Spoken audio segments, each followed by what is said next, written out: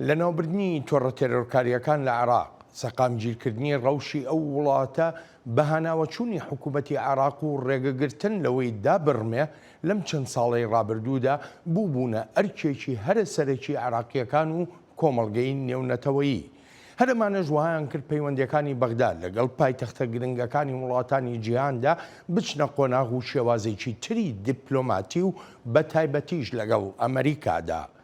ڕەوشنە هەموارە ئاسایشی و سیاسیەکانی عێراق ئەو وڵاتەی برد بەرەو ئەوەی هەوڵێکی چڕوپڕ بدا بۆ بوژاننەوەی ڕێکەوتنە استراتیژیەکەی لەگەڵ ئەمریکادا. ئەمریکا بەردەوام کۆمەک و هاوکاری هەبووە بۆ عێراق و لە هەمان کاتیشدا سزای قورسی سەپاندۆتە سەر ئەو هێزە سیاسی و میلیشیایانەی کارنامەی وڵاتانی تر دەسەپێنن لە وڵاتەکەیاندا. هەر لەم چەند ساڵەی ڕابردوودا عێراق هەوڵەکانی خۆشی چڕ کردەوە بۆ هەبوونی پەیوەندی بەهێزتر لەگەڵ وڵاتانی عەرەبیدا. هەر چۆنێک بێ وەک شیکەرەوە ئاماژەی پێدەکەن هیچ یەکێک لەو جم و جۆڵە دیپلۆماتی و ڕێکەوتن و پەیماننامە و دیدارانەی عێراق کردوونی نەبوونەتە مایی هێنانە ئارای گەشەکردنێکی بەرچاوی ئابووری لە وڵاتەکەدا. بەڵام نکۆڵیش ناکەن لەوەی حکوومەتە یەک لە دوایەکەکانی وڵاتەکە لە ساڵی 2005ەوە توانیمیانە وە بەرهێنان لەسەر هەوڵەکانی حکوومەتەکانی پێش خۆیان بکەن. لە ئێستادا وڵاتی چین لە هەوڵێکی ڕژدایە بۆ جێگیرکردنی کاریگەریەکانی خۆی لە ڕۆژهەڵاتی ناوەڕاستدا و پێش دەچێت عێراقیش لە هەوڵی پەرەپێدانی پەیوەندیەکانی خۆیدا بێ لەگەڵ بێژینگدا. بەڵام هێشتا نازانرێ ئەمە چەندێک دەبێتە مەترسی لەسەر پەیوەندیەکانی نێوان بەغدا و واشنگتن. دۆسەی ئاسایشی لە عێراقدا یەکێکە لە بابەتە گرنگ و هەستیارەکانیش لە سیاسەتی دەرەوەیی وڵاتەکەدا و ئەم دۆسەیە بەردەوام وەک دەگوترێ لەژێر کاریگەری وڵاتانی دراوسەی عێراقدایە لەوانە کۆماری ئیسلامی ئێران و تورکیا. هەر بۆیەشە وەک دەگوترێ جیاوازی لە هەڵوێستە سیاسیەکانی عێراقدا دەبینرێ لە کاتێکدا زۆرێک لە پسپۆڕانی سیاسی جەخت دەکەنەوە لەوەی پێویستە عێراق وەک وڵاتێکی خاوەن سەروەری لەسەر بنەمای کاردانەوە نەخشەی سیاسەتەکانی خۆی دانەڕێژێت. چونکە ئەگەر وەها بکە ئەوایانی درێژەدان بە هەژمونی ئاسایشی و سیاسی وڵاتانی دراوسێ لەسەری. ڕایەک هەیە دەڵێت دەشێت لەسەر ئاستی کۆمەڵگەی نێونەتەوەی خواستێک هەبێت تا عێراقێکی جیاواز ببینرێ. بەڵام هێشتا دیار نییە ئایا عێراق بۆ خۆی چی دەوێت و چه ئایندەیەک لە هەردوو مەودای دوور و نزیکدا بۆ خۆی هەڵدەبژێرێت. خۆش هاتنەوە بۆ چاوی واشنگتن.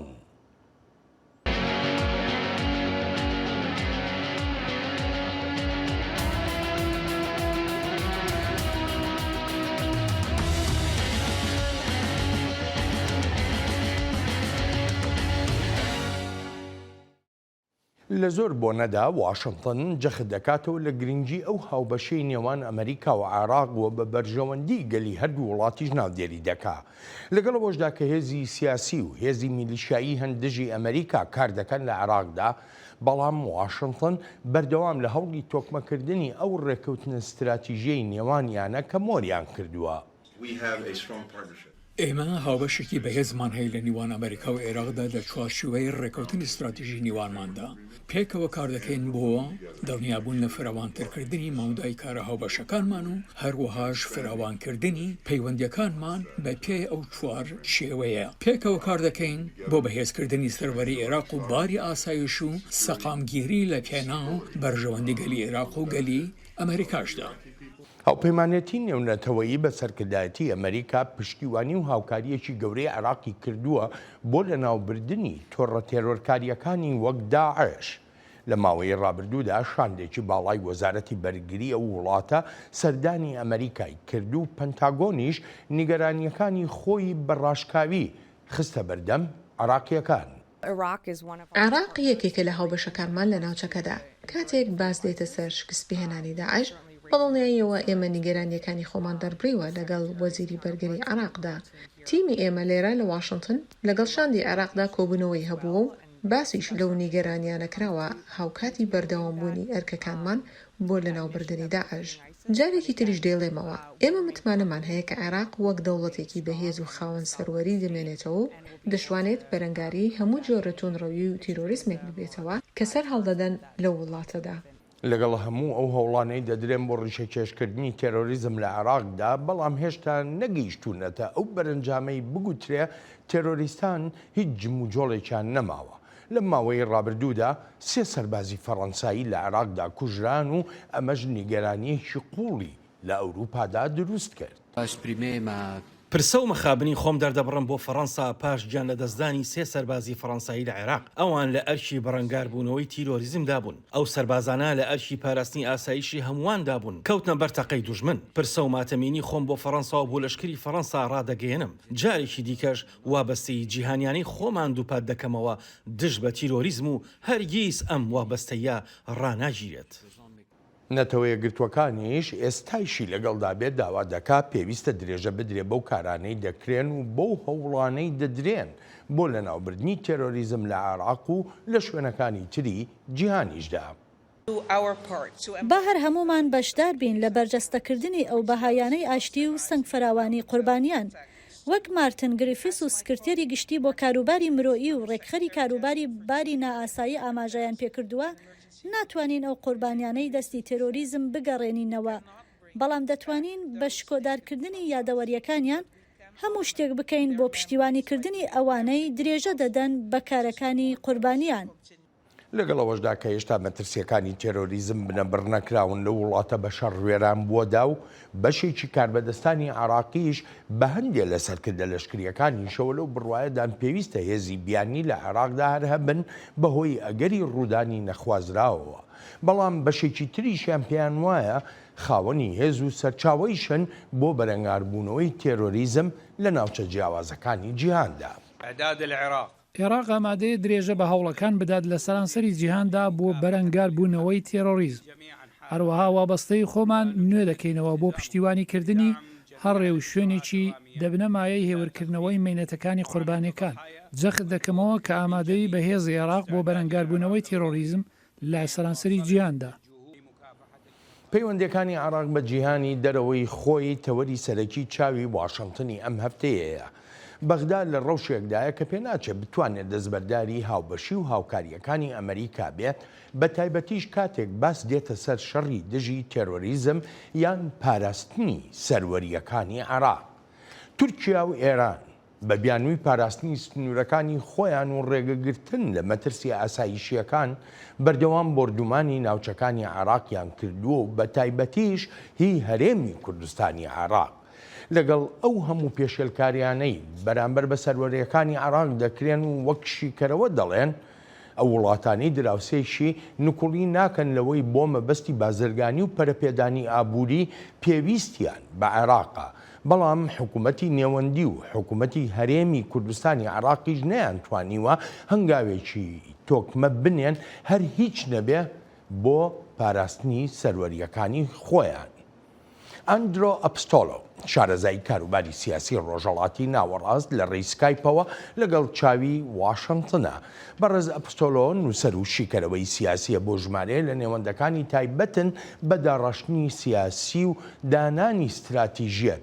ئەمە بێلەوەی وتارەکانیشی سەبارەت بە ڕەوشی سیاسی لە ڕۆژهەڵاتی ناوەڕاستدا لە ڕۆژنامە و گۆڤارە گرنگەکانی ئەمریکادا بڵاو دەکرێنەوە وەک ڕۆژنامەی واشنگتن پۆست. ئەندرۆ سەرەتا زۆر سوپاس بۆ ئامادەبوونت. بە سەرەتا حەزەکەم ڕوانینی خۆتم پێ بڵێ لەسەر ڕەوشی ئێستای عێراق. عێراق بەرەو ئەوە دەڕوا کە ببێتە وڵاتێک بتوانێت لەسەر پێی خۆی ڕابوەستێ.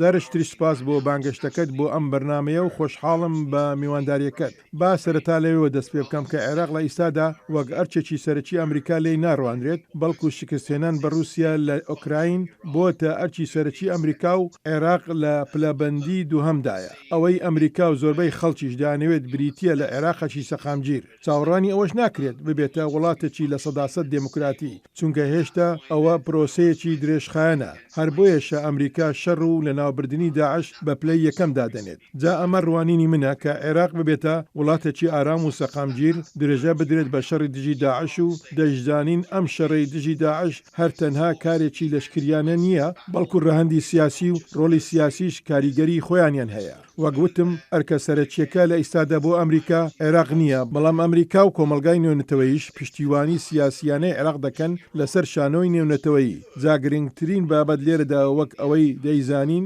پشتیوانی و پاراستنی ئاسایشیە بۆ عێراق.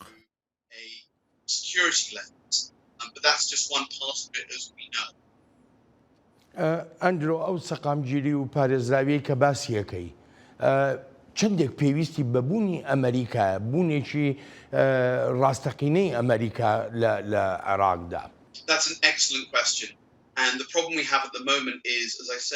ئەمە پرسیارێکی زۆر باشە ئەو کێشەی هەیە وەک باسم کرد عێراق لە ڕێزبەندی دووهەمدایە بۆ ئەمریکا و ئەمریکاش ئەم ئەرکەی داوەتە دەست هاوبەشەکانی تری وەک فەرەنسا تا ئەو کارە بکات جا لێرەدا ئەو کێشەی ڕوبەڕووی ئەمریکا دەبێتەوە بریتیە لەوەی هەمان ڕێباز نەگرێتە بەر چونکە مەرج نییە هێزەکانی ناوچەکە هەمان ڕێباز بگرنە بەر یان هەمان ڕێبازی ئەمریکاش بگیرێتە بەر لە بەرامبەر ئەو هێزانەی ناوچەکەدا بۆ نمونە لە بەرامبەر ئێران ئەو سەودایی لەگەڵ ئێراندا کراوە بۆ ئاڵوگۆڕکردنی جیراوەکان لە بەرامبەر ئەو بڕەپارانەی پێی دەدرێنەوە ئاماژەیەکە بەوەی ئێران چەندێک بەهێزە لەو ناوچەیەدا ئەوە بە سەرکەوتنەی گەورە بۆ ئێرانەکان ئەژمار دەکرێت جا ئەمە کارێکی باش نییە کە ئەو هەموو دۆسیانە هی عێراق و ئەوانی تریش بدرێتە دەست هاوبەشەکانی ئەمریکاوە ئێرانیەکان دەستێکی گەوریان لە عێراقدا هەیە و ئەوە تا دوا وادەی داناوە بۆ عێراق تا هێزە چەکدارە کوردیەکان بجێزێتەوە عێراقیش بۆ پێیە کاری کردووە و پێناچێت ئەمریکاش قسەی هەبێت لەسەر ئەو ڕووداوانە.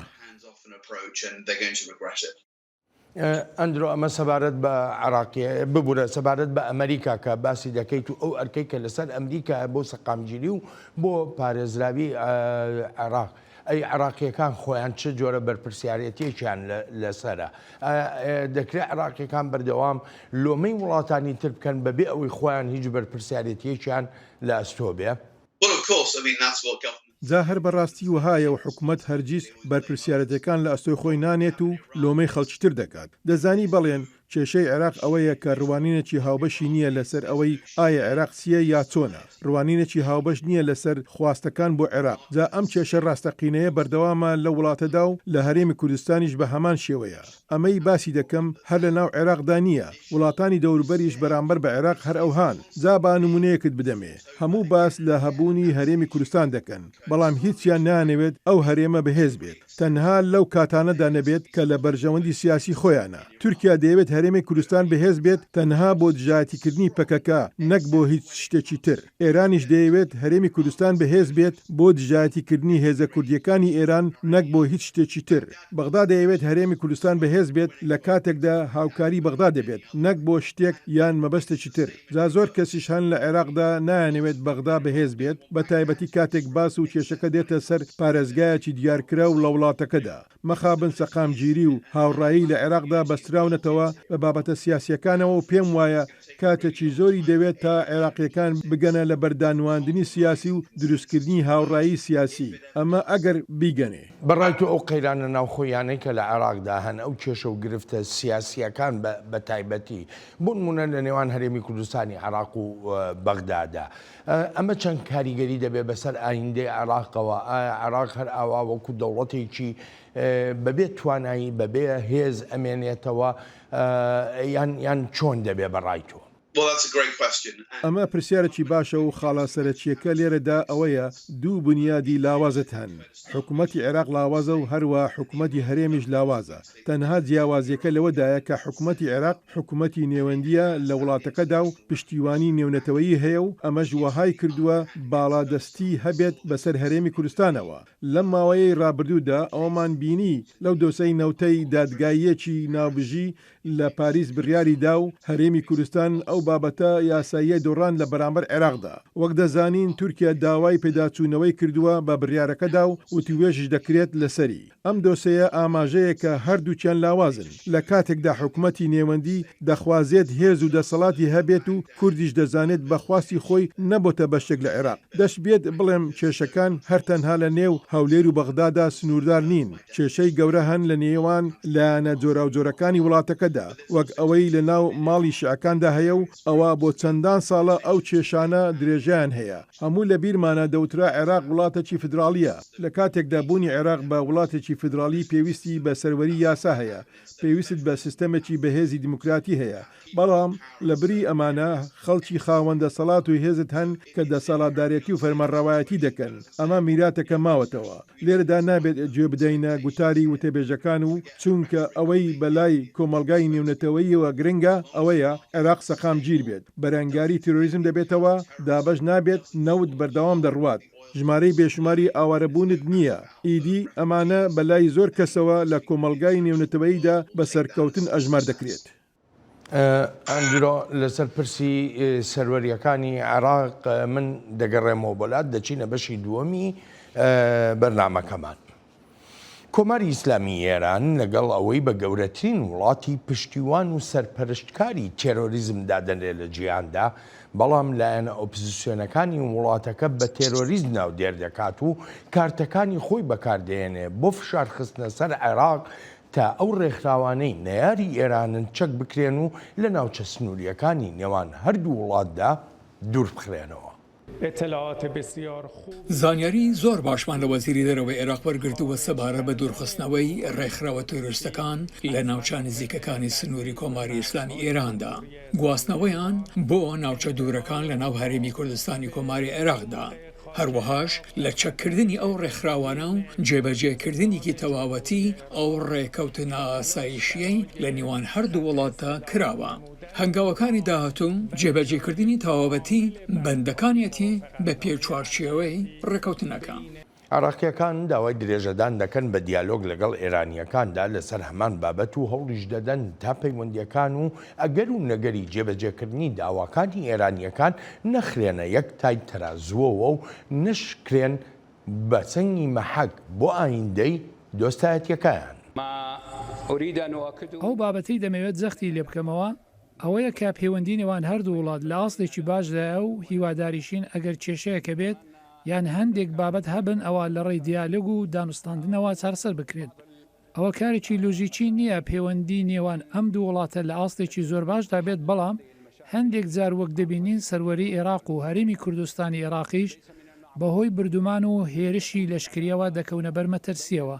عێراقیەکان وەک خۆیان دەڵێن بە تەواوەتی وابەستەی ڕێکەوتنە ئاسایشیەکەیانن لەگەڵ ئێراندا و داواشیان لێ دەکەن تا خۆیان بچنە ئەوەیە بۆ چاوی خۆیان ڕاستیەکان ببینن کە چۆن بەندەکانی ڕێکەوتنە ئاسایشیەکەیان جێبەجێ کردووە.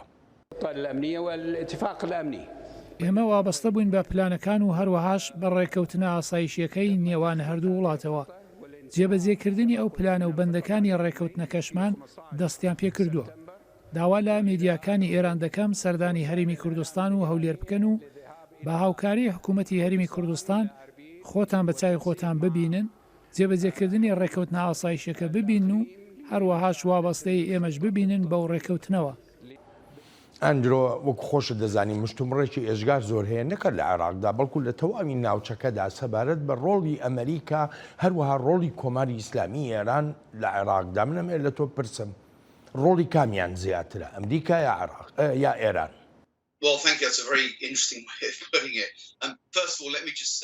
جا بەڕاستی ئەمە بابەت و پرسیارێکی گرنگیشە.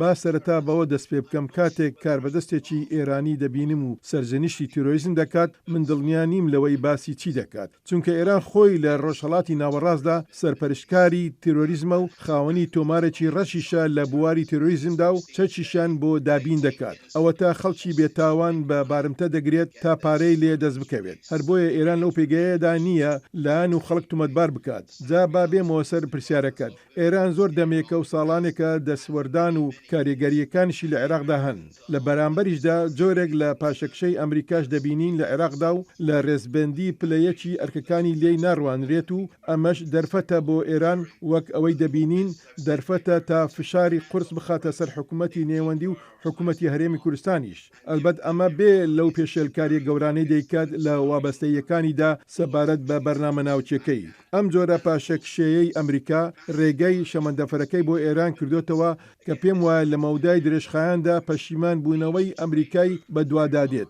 بە تایبەتیش کە ئێران بە ئاشکرایی دەبینێت زمینەی بۆ ڕەخساوە تا زیاتر پەرە بدات بە بەرنامە ناوچەکەی و بگاتە دروستکردنی بۆمبی ناوچی بەلای منەوە ئەمە ڕەوشێکی ترسناک دروست دەبێت و پاشەکشەی ئەمریکاش لە وڵاتێکدا کازاران کەسی خۆی تێدا کوژراون.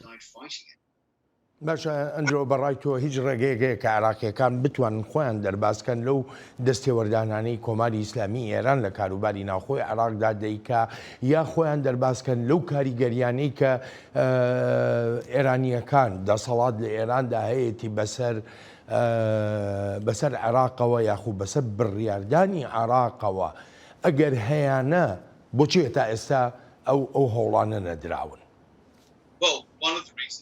زایەکێک لە هۆکارەکان ئەوەیە لایەنە سیاسەکانی عێراق زۆر لاواز و زۆریش لەرزۆکن و دابەشبوونێکی بەرچاویش هەیە لە نێویاندا و هەمیشەش بە شوێن پشتیوانیەوەن جا لە هەر شوێنێک دەستیان بکەوێت با سەیرێکی مێژووی ڕەشی لایەنە کوردیەکانیش بکەین لەسەر وەختە جیاوازەکاندا داوای یارمەتیان لە ئێران کردووە داوای پشتیوانیان لە سووریا کردووە هەروەها لە تورکیاش هەرچی لایەنە شیعەکانیشە لە ڕووی فەرهەنگی و سیاسیشەوە نێزیکن لە ئێران و ئاساییە بەلایەنەوە هەوڵی بەدەستێنانی پشتیوانی ئێران بدەن جا کاتێک بۆ نمونە داوای پشتیوانی لە ئێران دەکرێت ئەواتارانیش بەرژەوەندەکانی خۆی دەخاتە پێش هەموو شتێکەوە و هەموو کارێکیشی بۆ دەکات هەر بۆیە گرنگە وەها سەیری ئەو جۆرە پەیوەندیانە نەکرێت و بگوترێت قۆناغەکی گواستنەوەیە پێم وایە زۆر ساویلکانەیە وەها بیری لێ بکرێتەوە لە کاتێکدا ئەو پەیوەندیانە بە پەیوەندێکی زۆر ئاڵۆز ناودێر دەکرێن جا کێشەکە لەوەدایە کاتێک لایەنێک لاوازە و داوای پشتیوانی و یارمەتی دەکات و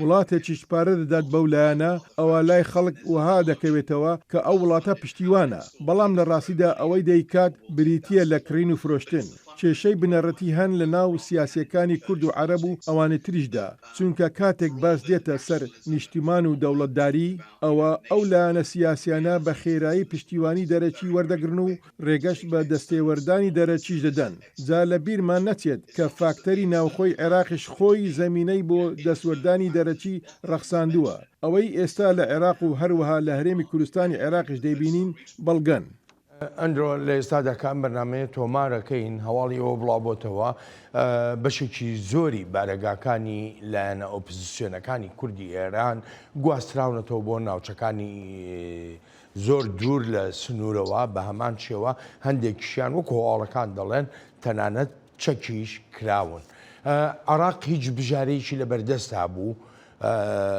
ئەو داوایی ئێرانیەکان جێبەجێ نەکا ئەیتوانی چی بکە بەڕای تۆ؟ سوپاس و پرسیارێکی گرنگە لە ڕاستیدا هیچ بژارێکی تریان نییە چونکە لە بەرامبەر ئەو داوایانەی ئێراندا هیچ پشتیوانێکیان نەبوو ئەمەش دەگەڕێتەوە بۆ ئەوەی عێراق لە ڕێزبەندی دووهەمی ئەرکە سەرەکیەکاندایە لە سیاسەتی ئاسایشی ئەمریکادا هەر بۆیە هیچ بژارەیەکی تریان نەبووە بێجگە لە جێبەجێکردنی ئەو داوایانەی ئێران نەبێت جا هەمومان ئەو ڕاستیە دەزانین کە ئەم چەککردن یا ئەم گواستنەوەیە لە ئایندەدا وەردەچەرخێت و دەبێتە دۆسەیەکی تر چونکە ئەوەیە زانە لەبەر ئەوە لە هەرێمی کوردستاندا نەبوون کە هیچ شتێک نییە بیکەن بەڵکو لەبەر ئەوەیە کە کێشەی ڕاستەقینەی سیاسی هەیە لە ئێراندا ئەو کێشەیەش بریتیە لە چۆنێتی سەر و سەوداکردن لەگەڵ کووردا لە ئێران وا ساڵێک تێپەڕی بەسەر کوژرانی ژینە ئەمینیدا ئەم کچە کووردە بە دەستی دەوڵەتی ئێران کوژرا چونکە ژین بوو چونکە کورد بوو ئێران لەگەڵ پێکاتەکانی تری وڵاتەکەدا هەمان ڕەفتار دەکات وەک عەرەبەکان و بولوچیەکان کە دوو نمونەی تری سەرەچین کوردەکان ئاساییە چەکیشیان دژی ڕژێم هەڵگرتی بێت چونکە لە ئێراندا هیچ دەرفەتێکی دیموکراتیانە نییە لەوانەیە ئێستا ئێران دڵخۆش بێت بە چەککردن و گواستنەوەی ئەو هێزانە بەڵام ئەزمموی ڕۆژهەڵاتی ناوەڕاست پێمان دەڵێت چەککردن و گواستنەوەی لایەنەکان هەرگیز بەمانای ئەوە نییە ئیتر کێشەکان دەڕوێنەوە و نامێننەوە ئەگە عراقیەکان نەتوانن هیچ شتێ بکەن ئەی کۆمەلگەی نێونەتەوەی ئەتوانێت شتێک بکە بۆ پاراستنی ژیان و هەروەها دابینکردنی ئاساییش بۆ ئەو ئۆپۆزیسیۆنە کوردانەی ئێران بۆ نمونە نەتەوەیە گرتوەکان دەتوانێت چی بکە بۆ پاراستنی ژیانی ئۆپۆزیسیۆنەکانی ئێران لە دەرەوەی ئێراندا. پرسیارەکە لە جێی خۆیدایە قورسە بڵێن نەتەوەیە گرتوەکان دەتوانێت دەست بخاتە ئەم بابەتەوە چونکە ئەو لایەنانە چەکدارن و باس و خواسی ڕەوایی و ناڕەوایی و یاسایی بوونی چەک هەڵگرتنی بۆ دروست دەبێت ڕاستە ڕەوایی بەرەنگاربوونەوەی هێزی داگیرکەر هەیە بەڵام کورد لە ئێراندا لە چوارچەوەی وڵاتێکدایە کە کۆمەلگای نێونەتەوەی دانی پێناوە هەر بۆیە UN دەست ناخاتە ئەم بابەتەوە مەگەر بڵێن کە چەک دابنێن خۆ ئەگەر چەکیش دابنێن ئەوە نمونە زۆرە کە لەوانەیە هەروەک خۆیان بمێننەوە وەک بابەتی ئۆردگاکەی مەخموود کە چەکیان پێنیە و هیچ لایەکیش ئامادەنیە لە خۆی بگرێت هەر بۆیە دەبینین لە ناو بەلەمە تێکشکاوەکاندا ڕێی هاندەران دەگرنە بەر و ئەوروپایەکانیش هەردانەوێت لەگەڵ وڵاتی تردا ڕێککەوتنیان هەبێت تا ڕێگە لە شەپۆلی پەنابەران بگیرێت و ناشیانەوێت لەگەڵ ئەو دۆسێ سیاسیانەدا تێکەڵ بن. لە کاتێکدا ئەو لایەنانەی کورد لە ئێراندا پێشتریش هیچ مەترسیەکی ئاسایشیان نەبووە بۆ سەر ئێران و کەچی وەک دەبینین دوور دەخرێنەوە بەڵام ئەمە بەو مانایە نییە کە خەباتی کورد لە ئێراندا کۆتایی پێدێت بەڵکو بەردەوام دەبێت وەک چۆن خەباتی گەلی ئێران دژی ڕژێم بەردەوام دەبێت لێرەدا پرسە سەرەکیەکە ئەوەیە ئایا دەنگ هەڵدەبردرێت بۆ پشتیوانی یان نا هەرچەندە ئەمریکا ئێستا سەنجی هەڵوێستەکانی خۆی خستۆتە سەر خاوکردنەوەی بەرنامەی ناوچی ئێران و بابەتەکانی تر خراونەتە ڕێزبەندی دووهەمینەوە لە سیاسەتی ئەمریکادا بەرامبەر ئێران بەڵێ ئێران کەوتۆتە ڕێزبەندی دووهەمەوە لای ئەمریکا بەهۆی شەڕی ئۆکرانیەوە. هەر لەسەر پرسی سەروەری عێراق ئەڵبەتە تورکیاش کاریگەری هەیە بەسەر سەروەری عێراقەوە من دەگەڕێمەوە بۆلات. هاوشێوەی کۆماری ئیسلامی ئێران کۆماری تورکیاش وەک دەڵێ نیگەرانی ئاسایشی هەن بەهۆی بوونی پارتی کرێکارانی کوردستان لە ناوخاچی عێراقدا لە هەرێمی کوردستاندا کێشەی نێوان ئانکەرە و بەغدا هەر تەنها کێشەی ئاسایش نییە بەڵکو ئاویش بۆتە کێشەیەکی گەورە بۆ عێراقیەکان چونکە بەشە ئاوی عێراق بە شێوەیەکی بەرچاو کەمی کردووە چونکە سەرچاوی سەرەکی هەردوو ڕووباری دیزلە و فورات لە تورکیایە جا سەوداکردن لەگەڵ بەدەستهێنانی بەشەر ڕەوای ئاو بەشێکی وتوێژەکان بوو سپاسگوزاری بەڕێز وەزیرم بۆ بەرەو پێشبردننی بیرۆکەی پێکەنانی کومیتەیەکی هەمیشەیی بۆ ئەم بابەتە لە ڕۆژانی کۆتایی مانگیەشدا وەزیری دەرەوەی تورکیا سەردانی عێراقی کرد و بەشی سەرەکی وتوێژەکان دۆسەی ئاسایشی بووە و عێراقیەکانیش وابەستەی خۆیان دەربڕیوە بۆ تورکیا کە ڕێگەن نەدەن بەندەکانی دەستوری وڵاتی خۆیان پێشێل بکرێ. کێشەی ئاسایشی و لەشکری بەشێکی تری ئەم وتوێژە گرنگەمان بووە ئێمە وابەستەی دەستوری عێراقین و هەروەهاش جێبەجێکردنی جاهیز لایەن و ڕێکخراوێکیش ڕێگەیان پێ نادرێت خاچی عێراق بەکار بهێنن بۆ هێرشکردنە سەر دراوسەکانمان. هەروەها چاوەڕوانیش دەکەین بە فەرمی پەکەکە وەک ڕێکخراوێکی تیرۆریستی بناسێنرێت. وەزیری دەرەوەی تورکیا سەردانی هەولێر پایتەختی هەرێمی کوردستانی عێراقیشی کرد و لەوێژ وتوێژی هەبووە لەگەڵ کاربەدەستانی کورد لەسەر دۆسەی بوونی پەکەکە لە ناوچەکانی هەرێمدا. کاری زیاتر ماوە بکرێت بۆ لە ناوبردنی تیرۆریزم وەک خۆتان دەزانن بەرەو پێشوونی گەورەمان بەدەستێنەوە بۆ چارەسەرکردنی ئەو بابەتە ئێستا تیرۆریستانی پەکەکە لە ناوچەکانی عێراقدا خۆیان حەشارداوە بە پشتیوانی یەزدان و هەروەها پێکەوە ناوچەکانی عێراق لەم ڤایرۆسە پاک دەکەینەوە ئێمە سوربوونی دەسەڵاتدارانی بەغدا و هەولێریشمان بینی بۆ پاکردنەوەی ناوچەکانی عێراق لە تیرۆریستانی پەکەکە. ئێمە دڵنیاتان دەکەینەوە کە هەرێمی کوردستان بە پێی دەستور مافی خۆی جێبەجێ دەکات کە نابێت ببێت بە شوێنێک بۆ ناسەقامگیری وڵاتانی دراوسێ و هیوادارین پەیوەندی نێوانمان بەردەوام بن بۆی بتوانین ڕوبەڕووی هەموو جۆرە تێرۆرێک و هەموو جۆرە دەست ناخۆشیەک بین کە لە ناوچەکەدا هەیە. ئەندرۆ وەکو زۆرجار لە گەورە کاربەدەستانی تورکیا گوێمان لێ دەبێ زۆربەی هەرە زۆری دۆسیەکان لەگەڵ عێراقدا دەبەستنەوە بە دۆسەی ئاسایشیەوە لە ڕووی یاسا و ڕێساکانی نێونەتەوەییەوە ئەوە ڕەوایە دۆسەی ئاو ببەسترێتەوە بە دۆسەی ئاسایشیەوە یا ئەو داوا ئاسایشیانەی کە تورکیا دەیانکات. سوپاس و ئەمە پرسیارێکی زۆر باشە. جاواقعەکە ئەوهایە کە چۆن سیاست کار دەکات لەسەر ئاستی نێونەتەوەیی. یاسا نێونەتەوەییەکان یاسای وڵاتێک نییە یان یاسای تاوان و سزا نییە چونکە جێبەجێکردنی زۆر قورسە. تورکیا لە ڕاستیدا ئەو دوو ڕووبارەی لە ناوچەکانیەوە هەڵدەقڵێن وەک سەرچاوەیەکی نێونەتەوەیی ئاو سەیریان ناکات تا بە شێوەیەکی پێویست بەش بکرێت. جادەمێکە ئەم قەیرانە هەیە دەکرێت مشتومڕی زۆر بکرێت بەڵام ڕاستیەکە ئەوەیە تورکیا کۆنتترۆلی ئەو سەرچاوانەی ئاوی کردووە. ئێستاش تورکیا کە کێشەی ئاسایشی کوردی کردوتە بابەت ئەوە تا هەموو کاریگەریەکانی کە هەیەی و هێندەی بتوانێت بەکاریان دەهێنێت لە بەرامبەر عێراقدا. جا وەک بینیمان وەزیری دەرەوەی تورکیا سەردانی عێراق دەکات بۆ باسکردنی دۆسەی پەکەکە. هەر هەمان وەزیر پێشتر وتوێژی لەگەڵ پارتی کرێکاراندا کردووە بۆ چارەسەرکردنی کێشەی کورد بەڵام مەخابن هیچ ئەنجامێکی نەبوو ئەو ئامرازە شکستی هێنا. ڕاستیەکی ترشەیە کە تورکیا زیرەکانە مانۆری دیبلۆماتی خۆی دەکات وەک ئەوەی لە دۆسەی ئۆکرانیدا دەیکات و ڕۆڵێکی استراتیژی بەخۆی بەخشیوە بۆ نمونە لە هەناردەکردنی گەنم و ڕەخساندنی وتوێژ. جا تورکیا هەموو ئەمانە بەکاردەهێنێت بۆ بەرەو پێشەوە بردننی بەرژەوەندەکانی خۆی لە عێراقدا و هەروەش بۆ گرتنەبەری ڕێوشۆنی ئاسایشی دژ بە کورد. جا ئەمە لە مەودای درێژخایەندا هیچ بەرەنجامێکی نابێت. دەشێت لە مەودای کوردخایەندا هەندێک دەستکەوتی هەبێت چونکە عێراق لە پێگەیەکی لاوازیدایە و هەر نەبێت لە ئێستادا ناتوانێت هیچ شتێک بکات. باشە ئەی تورکیا خۆی تورکیا بۆچی لە ناو خاکی وڵاتی خۆیان شەڕی پارتی کرێکارانی کوردستان ناکە بۆ دەبێ ئەم شەڕە بگوێزێتەوە بۆ هەرێمی کوردستانی عێراق یا بۆ باکووری ڕۆژهەڵاتی سووریا. نا لەو بڕواایەدام تورکیا شەڕی پەکەکە دەکات بەڵام مەترسیە سەرەکیەکە بۆ تورکیا بوونی بنکەکانی پەکەکەیە لە دەرەوەی وڵاتەکەدا.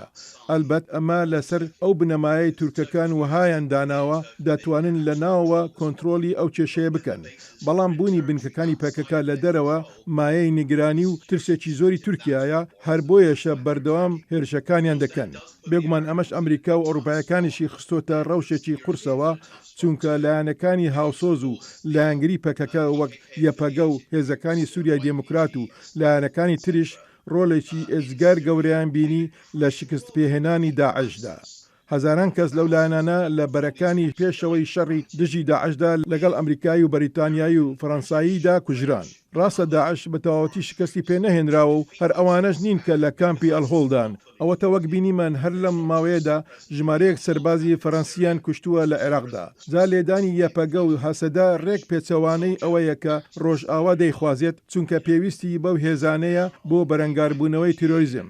جا دەیڵێمەوە ئێمە لە ڕزبەندیەکاندا سووریا و عێراقمان هێناوەتە خوارەوە و کاریتری وەک شەڕی ئۆکراین بەسەرەکی و لە پلەی یەکەمدا دانراوە هەر بۆیەشە بەرەنجامی نەخوازراو دەبینین وەک هێرشەکانی تورکیا لە سووریادا بۆ سەر هاوپەیمانەکانمان. ئەمە ئەگەر نەگڵێن پەکەکە لە عێراق هاوپەیمانمانن پێم وایە ڕۆژئاوا دەیەوێت ببێنێت پەکەکە دەستبەرداری خەباتی چەکداری بێت.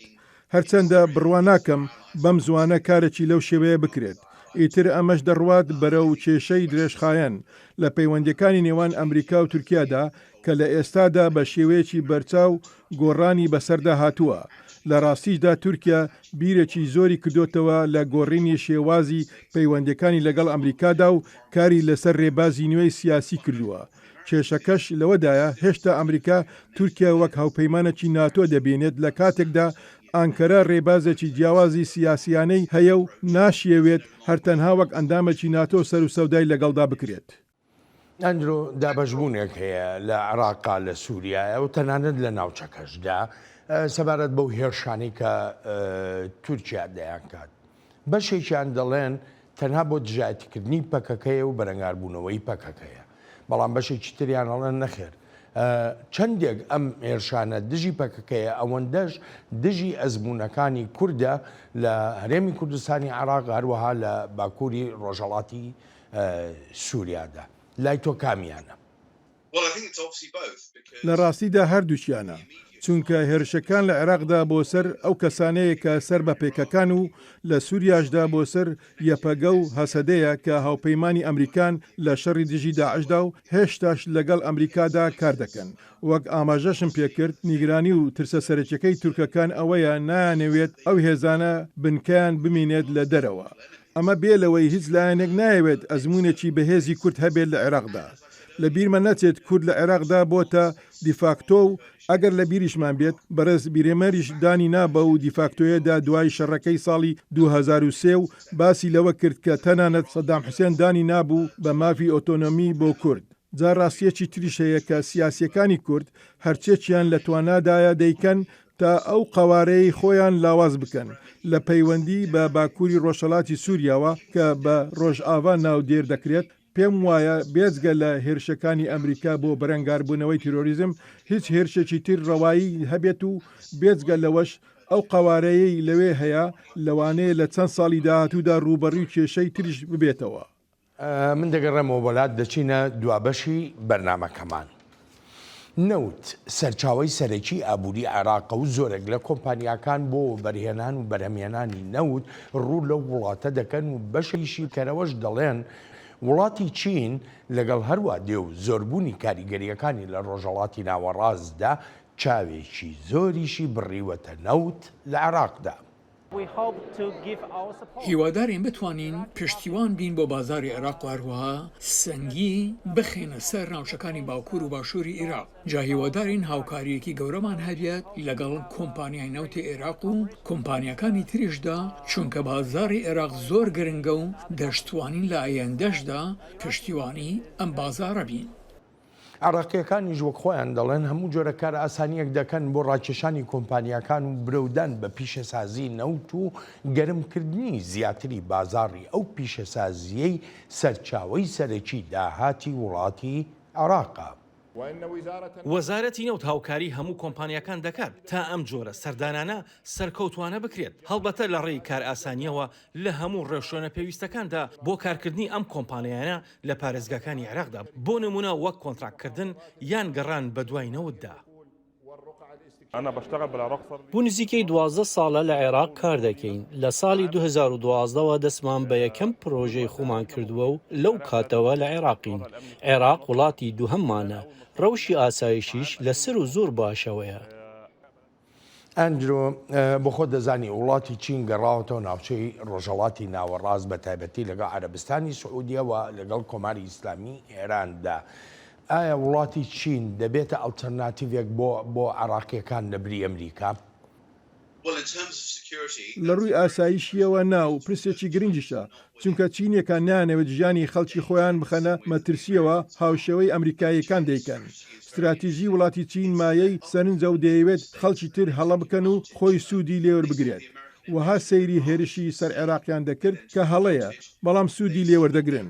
ئەوەی رووسای دۆستی دەیکات لە ئوکراین وەک هەڵەیەکی کوشندە دەبین و ئەوە تا سوودێکی گەورەی لێبینیوە لە بواری ئابووری رووسیادا. سزاکانی ئەمریکا بۆ سەر ئێران بە هەڵە دەبینێت و بۆ بەرژەوەندی خۆی بەکاریان دەهێنێت. ئەو جۆرە بەرژەوەندیانە بە شێوەیەکی هەڵپەرستانە کاری لەسەر دەکات. ئیدی بۆ عێراقیش هەر بە هەمان شێوەیە ئەگەر بەرژەوەندی خۆی تێدا ببێنێت ئەوە دەیکات. بەڵام ئەوەیە چین هێزی خۆی نانێرێت لەگەڵ عێراقیەکاندا شەڕی دژی داعش بکەن. بە دواپرسیارم لەم بەرنامەیەدا ئەوە بێ هیچ متمانەیەک هەیە کە بڵین عەرەبستانی سعودیە هەوڵ نادا لەگەڵ عێراقدا عێراق بەرێ بەرە و لای وڵاتی چین لە پێناوی یەک مەبەستە، ئەویش وڵاتی چین وەکو کارتێکی فشار لە بەرامبەر ئەمریکادا بەکاربهێنرێ. بخۆ دەزانی پەیوەندیەکانی نێوان ڕیاض و واشنگتن یعنی ئەوەندە پەیوەندێکی باش نییە لە ئێستاە. پرسیارێکی گرنگە، بەڵام تا ئێستا ئاماژەیەکی لەو شێوەیەم نەبینیوە و ئێستاش پەیوەندیەکانی ڕیاض و واشنگتن جارێک تر کەوتۆتەوە پەرەسەندن لەبەر چەند هۆکارێک لەوانە نیگرانیەکان بەرامبەر ئێران. جا بۆ ئەمریکا ئەرکە سەرەکیەکە ناکاتە چەند بەشێکەوە وە قسەیەکی دێرینی ئەمریکایی هەیە و دەڵێت بنیشتەکەت بجوو کاری خۆت بکە. جا وەک وتم ئەمریکا نایەوێت ئەو ئەرکە سەرەکیە دابش بکات و ئێستا سەنجە سەرەکیەکە لەسەر ئۆکراینیە و چاوی لەسەر بەدەستهێنانی پشتیوانی زیاتری نێونەتەوەیە. جێڕانەوەی تورکیا بۆ سەر ڕێبازی پێشووی و چاوی لە پەیوەندیەکی باشترە لەگەڵ عەربستانی سعودیەدا و دەیەوێت دابینکردنی وزە پارێزراو بێت. لەگەڵ ئەمانەشدا کە باسم کردن عێراق دەوڵەتێکی لاوازە و ئەو لاوازیە هەروە لەخۆوە ناڕەوێتەوە. ساڵانی پێشوو ئیرانیەکان سوودێکی زۆریان لە لاوازی دەوڵەتی عێراق بینیوە و پێدەچێت بۆ ئایندەش هەر ئەوها بمێننەوە و کۆمەڵگای نێونەتەوەیش ئەو تا ئەندازە سەقامگیریەی هەیە بە سەرکەوتنی بزانن جا بێگومان ئەوە شتێکی دروست نییە بۆ عێراقیەکان. بەڵام ئەوە ڕاستیەکە و هەمیشەش پرس و گومان هەن لەسەر ئەم بابەتە. بەڵێن ئەندرۆ سوپاس و پێزانینم بۆ بەشداریت لە چاوی واشنگتنی ئەم هەفتەیەدا زۆر سپاس دەکەم. ئەلبەتە ئازیزان سپاسی بێپایانم بۆ ئەوەی خۆشەویستە کە تا ئێستا لەگەڵماندا بوون تا هەفتەی ئایندە چاوێکی نوێی واشنگتن ڕێز و خۆشەویستی ستافی بەرنامە هەروەهی خۆیشم بەڵێن ساڵح پەسەند بفەرمونون هەر لە خۆشیە جێتان دێڵێت.